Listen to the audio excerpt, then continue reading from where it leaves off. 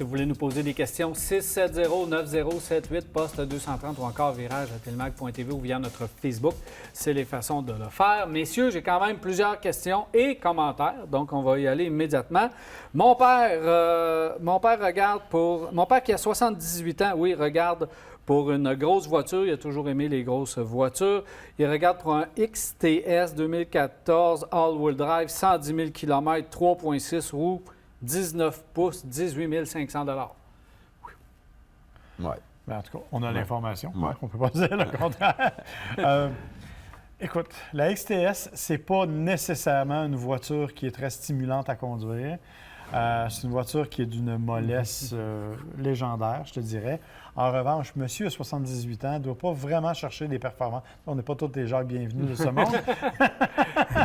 Alors, ne doit pas chercher nécessairement des performances dynamiques. C'est une voiture qui va lui procurer tout le confort nécessaire et tout ce que Cadillac a de mieux à offrir au niveau de la XTS. Grosse voiture, beaucoup d'espace, quand même moderne à l'extérieur et à l'intérieur.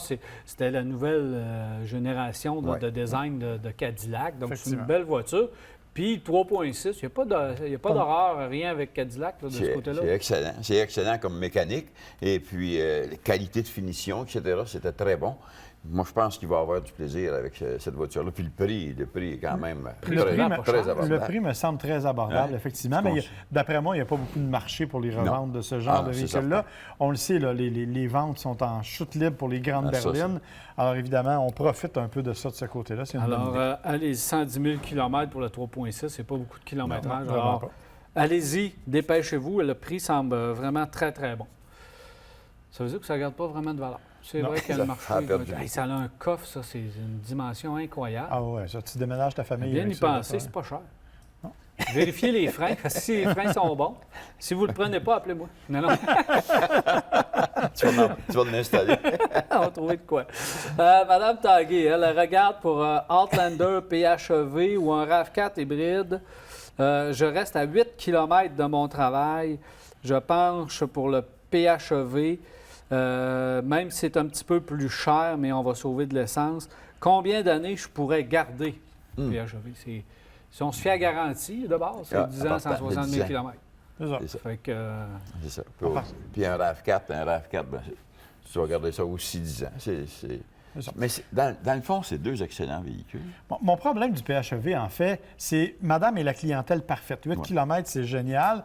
Quelqu'un qui achète ça pour vraiment sauver de l'essence quand il y a un usage, disons, plus intensif, c'est très cher pour faire 35 km en mode 100% électrique.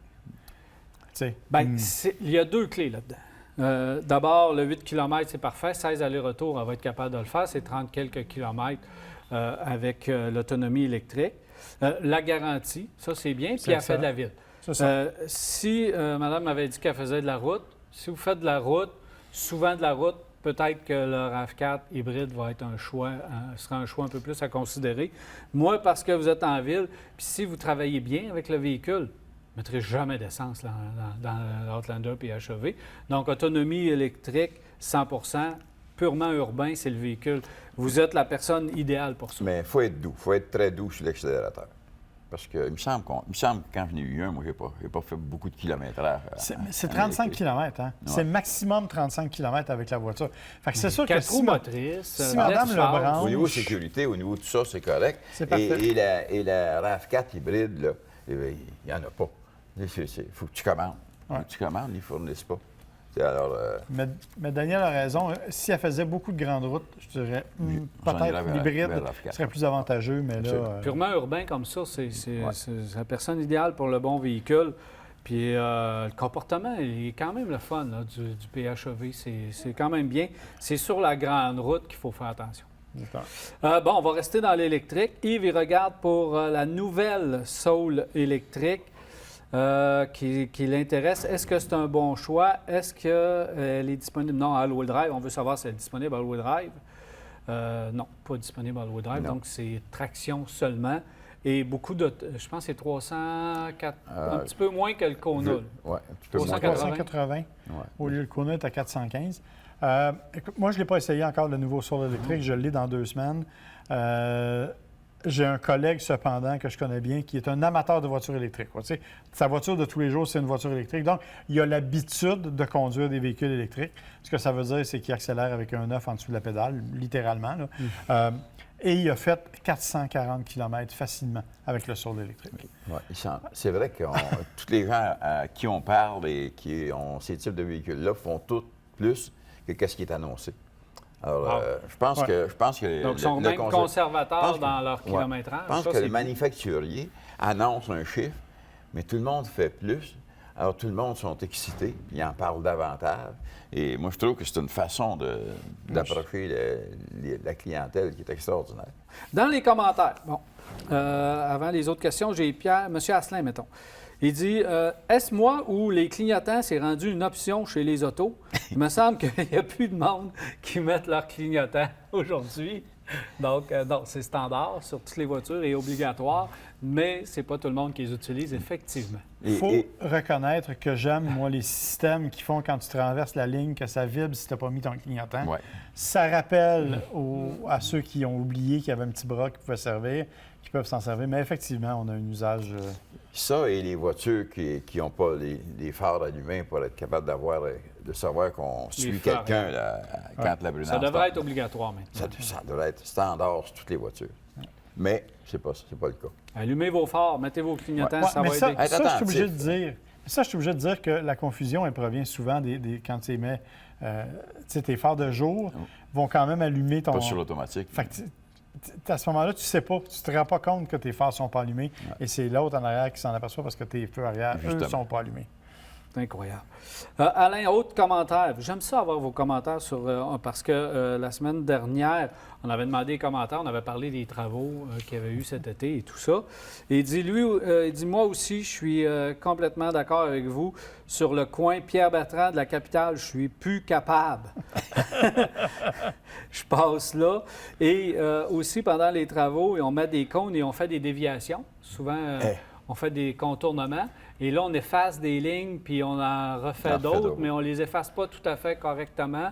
Et là, on doit faire du zigzag entre les cônes. Puis il dit les gens sont complètement dangereux parce qu'ils ne suivent pas les voies de contournement. Donc ça, effectivement, c'est à faire attention au niveau du comportement des gens. Il y a beaucoup d'accrochages. Puis Alain, il dit, je passe souvent là et j'en vois beaucoup. Il faut faire attention. Il faut être attentif dans cette section-là parce que c'est vraiment dangereux. Mais messieurs, quand les voitures autonomes vont être là, rassurez-vous, elles vont suivre les lignes. Oui. C'est quand quelle ligne? Ouais. C'est exactement. Ça va être beau à voir quelle ligne elles vont suivre pendant les travaux. Autre question. Encore, bonjour Dada. Mon père regarde pour une Ford Fusion 2019 neuve. Il laisse une Ford Focus qui a eu full problème, transmission, peinture, essuie-glace. Le concessionnaire dit que la Fusion est plus fiable et que c'est même la meilleure auto chez Ford. Ben, ce qui n'est pas faux. Oui, c'est ça. Objectivement, c'est pas faux. C'est une bonne voiture. Oui, il y en a. Les 2015-2016 ont eu quelques problèmes. Ça s'est beaucoup réglé. Et profitez-en, parce qu'il n'y en aura plus l'année prochaine des fusions. Donc, si vous en voulez une, c'est la voiture à aller chercher. C'est effectivement une berline intermédiaire qui est intéressante. Autre question. Bonjour, je suis jeune retraité, 55 ans. Moi et ma conjointe venons de faire l'acquisition d'une Toyota Avalon Limited 2019. Oh. Ah. Wow! Nos critères étaient la fiabilité, le confort. Nous avons l'intention d'aller passer quelques mois en Floride chaque hiver. Est-ce un bon choix?